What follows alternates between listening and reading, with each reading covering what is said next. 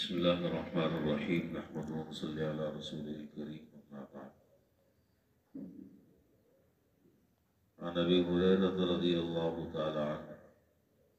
قال قال رسول الله صلى الله عليه وسلم من لم يدع قول الزور والعمل به فليس لله حاجة في أن يدع طعامه وشرابه. حضرت ابو ہریرہ رضی اللہ تعالی عنہ سے روایت ہے کہ جناب نبی کریم صلی اللہ علیہ وسلم نے ارشاد فرمایا کہ جو شخص جھوٹی بات کہنا اور اس پر عمل کرنا روزے کی حالت میں نہ چھوڑے تو اللہ تعالیٰ کو اس بات کی کوئی ضرورت نہیں کہ وہ اپنا کھانا پینا چھوڑ دے. اور دوسری روایت وہ بھی حضرت ابو ہریرہ رضی اللہ تعالیٰ عنہ سے مروی ہے اور اسی مضمون سے متعلق ہے. آپ نے ارشاد فرمایا کم من صائم لیس له من صیامه الا الظمأ وکم من قائم لیس له من قیامه الا السحر. آپ نے فرمایا کہ کتنے روزے دار ایسے ہیں جنہیں روزہ رکھ کر سوائے پیاس کے کچھ حاصل نہیں ہوتا، اور کتنے ہی قیام اللیل کرنے والے ایسے ہیں جنہیں اپنے قیام سے سوائے شب بیداری کے کچھ حاصل نہیں. یہ دونوں کے دونوں حدیثیں ہمیں اور آپ کو متوجہ کرنے کے لیے ہیں اور اس بات کی اہمیت بتلانے کے لیے ہیں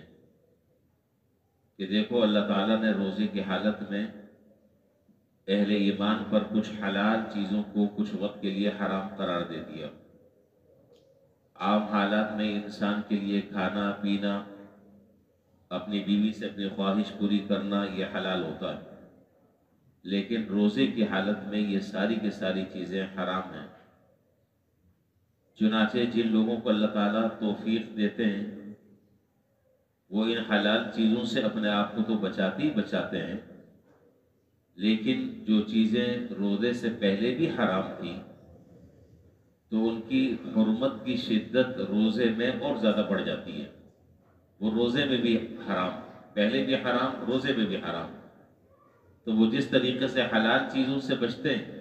اسی طریقے سے وہ حرام چیزوں سے بھی وہ اجتناب کرتے ہیں اور بچتے ہیں. یہ انتہائی اعلیٰ درجے کا ایک مجاہدہ ہے، لیکن انسان بس اوقات اللہ تعالیٰ کی حلال چیزوں سے تو ایک وقت کے لیے اللہ تعالیٰ کے حکم پر بچ جاتا ہے، لیکن عام طور پر جن چیزوں کو اللہ تعالیٰ نے ہمیشہ کے لیے حرام قرار دیا اس سے نہیں بچتا اور پتہ بھی نہیں چلتا، کیونکہ وہ ایک عادت سی بن گئی ہے. زبان چلانا وہ زبان مشین کی طرح بلا سوچے سمجھے وہ چلتی رہتی ہے، قطع نظر اس کے کہ یہ مہینہ کون سا ہے اور ہم کس حالت میں ہیں، اس حالت میں کس چیز سے شریعت نے منع کیا ہے، اور یہ سب کچھ چلنے کے بعد ہمارے اس روزے کی کیا فوائد اور ثمرات اور اس کے نتائج حاصل ہوں گے. ان تمام کی تمام چیزوں سے قطع نظر آدمی سارے کے سارے کام کرتا رہتا ہے. اللہ بچائے. تو پھر ایسا روزہ رکھنے سے روزہ تو اگرچہ ہو جائے گا شرعاً، لیکن اس روزے کے جو برکات ہیں، اس کے جو ثمرات اور فوائد ہیں، جو اس کے ظاہری جسم پر مرتب ہونے والے ہیں یا اس کی عملی زندگی میں مرتب ہونے والے ہیں، ان فوائد سے یہ روزہ خالی ہوگا. اور یہ وہی حال ہوگا جو یہاں دوسری حدیث میں ارشاد فرمایا کہ کتنے روزے دار ایسے ہیں کہ جنہیں سوائے پیاس کے کچھ حاصل نہیں، اور کتنے جاگنے والے ایسے ہیں کہ سوائے قیام اللیل کے اور شب بیداری کے ان کو کچھ حاصل نہیں. یعنی وہ گناہ کے کاموں سے تو بچ ہی نہیں رہے. اللہ تعالیٰ نے جن چیزوں سے منع فرمایا ہے ان سے تو وہ اپنے آپ کو بچا ہی نہیں رہے. اس لیے روزے دار کے لیے یہ بات ازحد ضروری ہے کہ وہ روزے کی حالت میں کم از کم روزے کی حالت میں وہ جھوٹ سے، لا یعنی باتوں سے، لا یعنی کاموں سے، غیبت سے، زبان کے گناہوں سے، آنکھوں کے گناہوں سے اپنے آپ کو بچائے. جتنا زیادہ بچائے گا اور اس سلسلے میں جتنا زیادہ مجاہدہ کرے گا اور جتنا زیادہ اپنے نفس کو کنٹرول کرے گا، اس کے اسی طریقے سے انشاءاللہ فوائد حاصل ہوں گے، اور اس کے اسی طریقے سے انشاءاللہ اللہ نے چاہا تو ثمرات حاصل ہوں گے۔ جناب نبی کریم صلی اللہ علیہ وسلم کی خدمت میں ایک صاحب نے عرض کیا، حدیث میں ہے کہ ایک صاحب نے عرض کیا کہ ہمارے ہاں دو عورتوں نے روزہ رکھا ہوا ہے اور وہ دونوں پیاس کی شدت سے مرنے کے قریب ہیں، یعنی ایسا لگ رہا ہے کہ اب ان کا انتقال ہو جائے گا، اتنی شدید پیاس انہیں لگ رہی ہے یا مرنے کے قریب ہوں گی۔ تو جناب نبی کریم صلی اللہ علیہ وسلم نے ان کی بات سن کر سکوت اختیار فرمایا اور خاموشی اختیار فرمائی۔ اس شخص نے دوبارہ عرض کیا کہ اللہ کے رسول، یا تو وہ مر چکی ہوں گی یا مرنے کے قریب ہوں گی۔ آپ نے فرمایا کہ ایک بڑا پیالہ لے کر آؤ۔ ایک بڑا پیالہ لایا گیا۔ آپ نے ان دونوں عورتوں میں سے ایک کو کہا کہ اس کے اندر قے کرو، الٹی قے کرو۔ اس نے قے کی تو اس میں خون اور پیپ اور تازہ گوشت نکلا، جس سے وہ پیالہ مکمل بھر گیا۔ جناب نبی کریم صلی اللہ علیہ وسلم نے دوسری عورت سے کہا کہ تم بھی قے کرو۔ اس نے بھی قے کی تو اس سے بھی خون پیپ اور گوشت نکلا۔ ان دونوں کے اس خون اور پیپ اور گوشت سے وہ پورا پیالہ بھر گیا، آدھا ایک سے بھرا اور آدھا دوسرے سے۔ یہ دیکھ کر آپ نے ارشاد فرمایا کہ ان دونوں نے اللہ تعالیٰ کے حلال کی ہوئی چیزوں سے تو روزہ رکھ لیا، لیکن حرام کی ہوئی چیزوں سے وہ اپنا انہوں نے روزہ خراب کر لیا، اور یہ ایک دوسرے کے پاس بیٹھ کر لوگوں کا گوشت کھا رہی تھی اور ان کی غیبتیں کر رہی تھی، اور اللہ تبارک و تعالیٰ نے اس صورت میں اس غیبت کے اثرات کو ظاہر فرمایا۔ تو اب بہرحال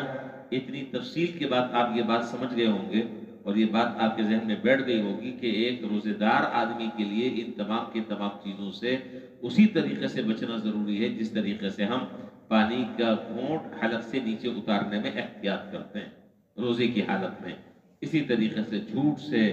گناہوں سے، غیبت سے اور ادھر ادھر کے برائی کے تذکرے لوگوں کے کرنے سے کم از کم، میں نے کل بھی عرض کیا تھا کہ کم از کم 1 مہینے کے لیے ہم اپنی زبان پر تالا لگا لیں،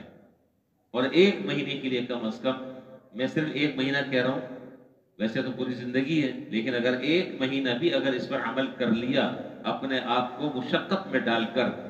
تکلیف میں ڈال کر، مجاہدے کے ساتھ، صبر کے ساتھ، تو اللہ رب العالمین کی رحمت سے امید ہے کہ انشاءاللہ پوری زندگی اور پورے سال اللہ تعالیٰ ہماری ان گناہوں سے حفاظت فرمائیں گے۔ تو حتی الامکان اس بات کی کوشش کریں کہ ہر اس طرح کی مجلس سے، ہر اس طرح کے یار دوستوں سے، ہر اس طرح کے ملنے جلنے والوں سے اور تعلق والوں سے کہ جو ان گناہوں کے اندر مبتلا ہیں، اس مجلس سے اٹھ جائیں، اس مجلس میں شریک نہ ہوں۔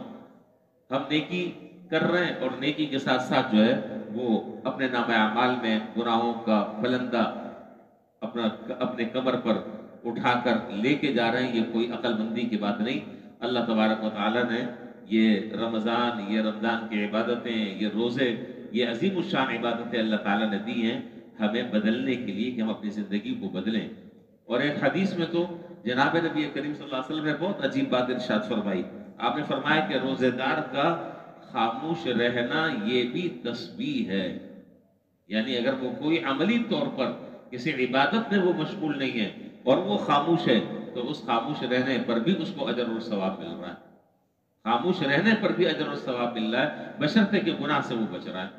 تو اللہ تعالیٰ ہمیں ایسا روزہ رکھنے کی توفیق عطا فرمائے کہ وہ روزہ میری زندگی میں انقلاب برپا کرنے والا ہو، وہ روزہ میرے معمولات میں تبدیلی پیدا کرنے کا ذریعہ ہو، اور وہ روزہ جس سے مقصود تقویٰ ہے، اللہ تعالیٰ وہ تقویٰ عطا فرما دیں، اور اللہ تبارک و تعالیٰ اپنا خاص قرب نصیب فرما دیں اس روزے کی برکت سے، جب ہم ان نیتوں کے ساتھ انشاءاللہ روزہ رکھیں گے۔ اصل مسئلہ یہ ہے، بہت بلا تکلف میں بات عرض کر رہا ہوں کہ ہم روزہ رکھتے وقت ان چیزوں کی نیت بھی نہیں کرتے۔ اب اگر میں آپ سے پوچھوں کہ کس نے سحری کھا کر کیا نیت کی ہے، تو میرا خیال یہ کہ جواب جو ہے وہ 0/0 ہوگا۔ ہم نیت ہی نہیں کرتے، اور بنیادی چیز جو ہے وہ تو نیت ہے۔ بس صرف یہ نیت کی ہے کہ میں آج روزہ رکھ رہا ہوں۔ کیا کسی آدمی نے مجھ سمیت کیا کسی آدمی نے، میں آج کی بات کر رہا ہوں، ابھی جو ہم نے سحری ختم کی ہے 5:31 پر، کیا کسی شخص نے سحری کرتے وقت یہ نیت کی کہ یا اللہ میں یہ روزہ رکھ رہا ہوں اور یہ آپ کا حکم تھا، اس حکم کی تعمیل میں روزہ رکھ رہا ہوں، اس روزے سے جو مقصد تقوی حاصل کرنا ہے، اللہ میں اس تقوی کا آپ سے سوال کرتا ہوں، یا اللہ آپ اپنے نیک بندوں کو جس روزے کی توفیق عطا فرماتے ہیں، میں جو روزہ رکھ رہا ہوں میرے روزے کو بھی اپنے خاص بندوں والا روزہ بنا دے، اور اس روزے کی جو ثمرات اور برکات ہیں وہ مجھے نصیب ہو جائیں۔ میرا خیال سے یہ نیتیں نہیں کی ہیں۔ تو بنیادی بات یہ ہے کہ ہم نیت تو کم سے کم کریں۔ حالات پلٹنے والے اور حالات بدلنے والے تو اللہ تعالیٰ ہے، لیکن کم سے کم ارادہ تو کریں اس بات کا کہ میں یہ روزہ رکھ رہا ہوں، اور میرا روزہ رکھنے سے مقصد یہ ہے کہ میری زندگی تبدیل ہو جائے، میری سوچ اور فکر تبدیل ہو جائے، میرے اعمال بہتر ہو جائے، جن گناہوں کو میں کر رہا ہوں، اور اللہ تعالیٰ نے اس رمضان میں اور روزے کی برکت سے ان گناہوں سے میرے وہ گناہ چھڑوا دیے، اللہ تعالیٰ پوری زندگی مجھے ان گناہوں سے بچنے کی توفیق عطا فرمائے۔ کم سے کم نیت کا تو اہتمام ہم کریں۔ جب نیت کا اہتمام کریں گے تو انشاءاللہ اللہ تعالیٰ کی ذات سے امید ہے کہ وہ سحری کا وقت قبولیت کا وقت ہے، اللہ تعالیٰ ان دعاؤں کو قبول فرماتے ہیں۔ تو بہرحال روزہ رکھنے میں، افطاری کرنے میں اور سحری کرنے میں جو نیتیں ہونی چاہیے، ان نیتوں کا ہمیں خاص طور پر اہتمام کرنا چاہیے۔ اور حدیث میں یہاں جس بات کی طرف اشارہ کیا ہے اور جس بات کی طرف متوجہ کیا جا رہا ہے، اس کو سامنے رکھ کر ہمیں روزہ رکھنا چاہیے۔ روزے کے مکمل آداب اور اس کے شرائط اور اس کے مستحبات کی ہمیں رعایت رکھنی چاہیے۔ اللہ تعالی ہم سب کو اس کی توفیق عطا فرمائے۔ وآخر دعوانا الحمدللہ رب العالمین۔